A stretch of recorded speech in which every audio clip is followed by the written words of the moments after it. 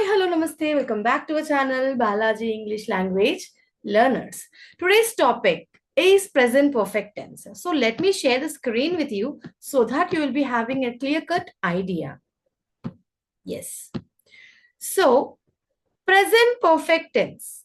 So when you see the present perfect tense, when do we use present perfect tense? We use present perfect tense when we are talking about the actions that started in the past, continue in the present, or have a result in the present situation. So for example, to ask about the experiences in life, I have visited Paris is one example, right? I have visited Paris is one example. Then you can go on with to talk about the action that started in the past and continue in the present.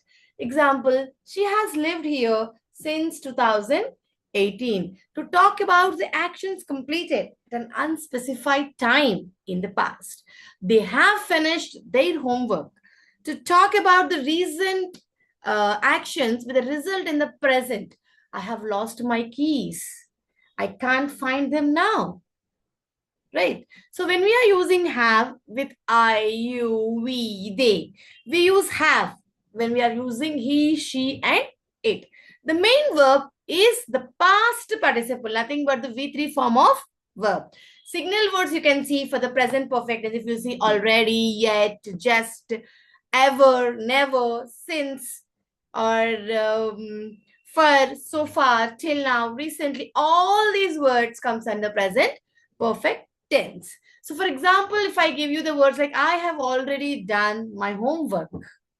I have already done my homework. He or she has not seen the movie yet. Have you ever been to London? We have known each other since childhood. They have just arrived. These are the complete key points which you have to remember. So I would like to give you some tips now.